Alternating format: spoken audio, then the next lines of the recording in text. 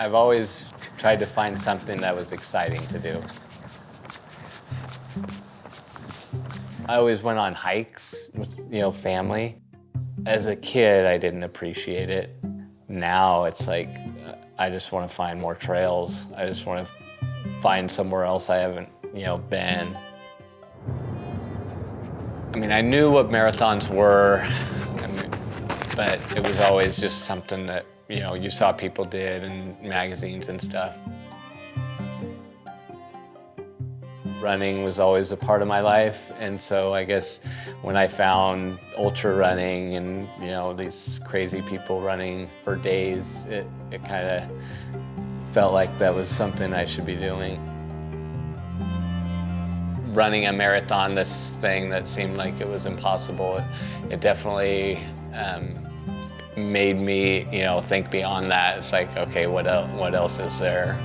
That's when I started finding out about the ultra running, community and the running in the mountains and climbing really hard mountain passes. And the idea of going 30 miles in a half a day, through the mountains, and it becomes an obsession of where can I go next. My name is Chris Colovos, and I ran the Oregon Cascade 100.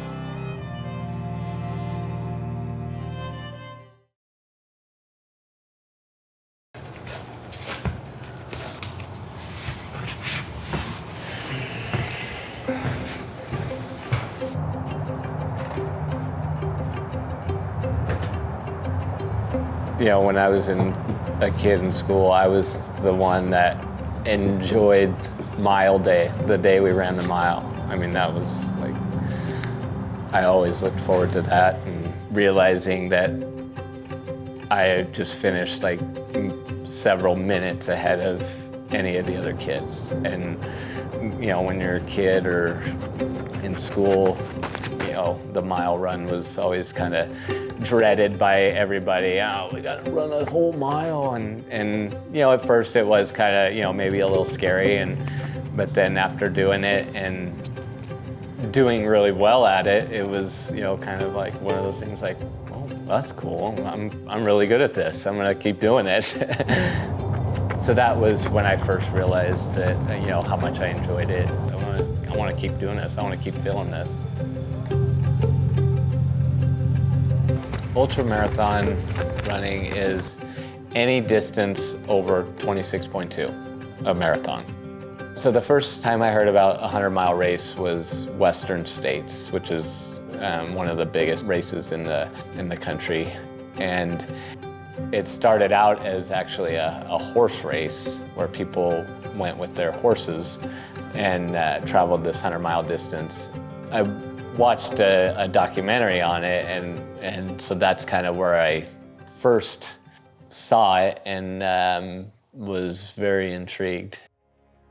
I don't think I thought at that moment I would ever do 100 milers. It definitely just was like, oh, this is interesting. The Oregon Cascade 100 is a 100-mile foot race that starts in Bend, Oregon, and heads up towards the Cascades. It does a big loop around Tumalo Mountain and then heads over towards Sisters and ends at the middle school. There was 12,000 feet of elevation gain and 12,500 feet of descent total in the race. So my goal for the race was first off was just to finish, but I always had another goal of finishing at 24 hours or under. Anything under would have been great.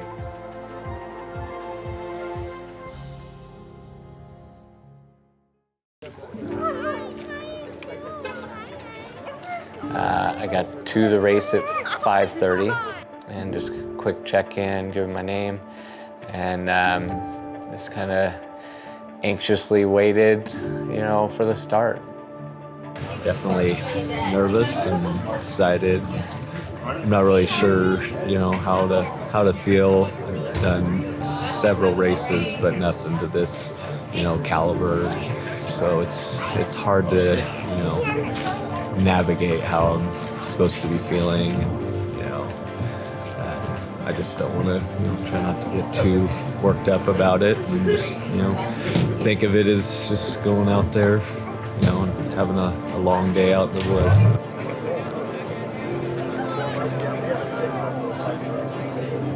By that time, I was so ready for it to start. I just, I was just watching the clock tick until they said go.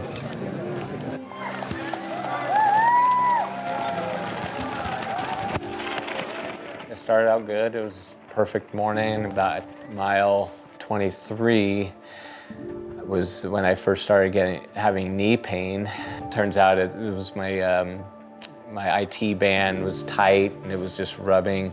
Every time I'd bend my knee, it was rubbing on the outside of my knee, and kind of took the wind out of my sails there for a while. I was struggling with it, trying to figure out what to do. I was trying to stretch it. It wasn't really helping.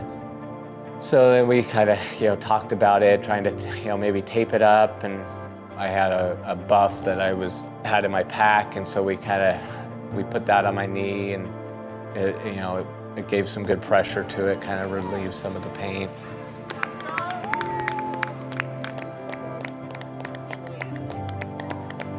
I'm headed to aid station 7. Excited to see my crew again. A few hundred yards before you got there, people are lining the trail, cheering you on. I hadn't experienced a, race quite like that.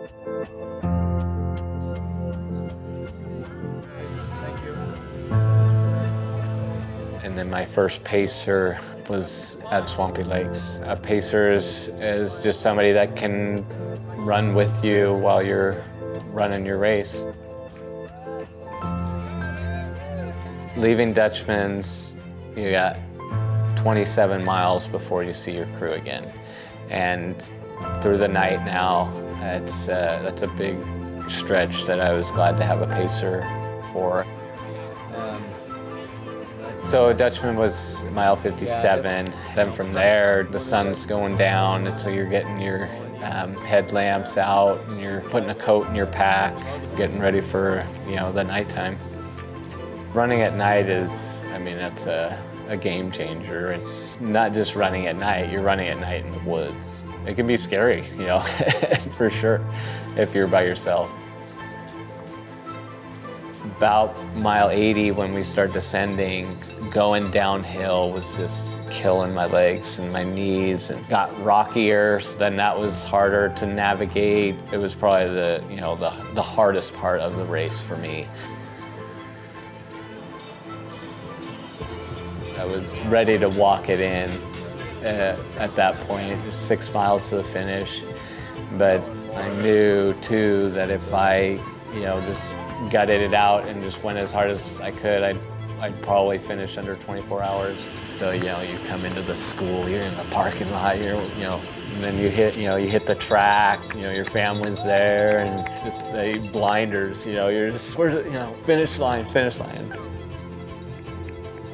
I hit the finish line, and it was uncontrolled emotion hitting me like I had never experienced before, and it just broke down. It was quite powerful. Across the finish line at 23:57, 11 seconds. Yeah.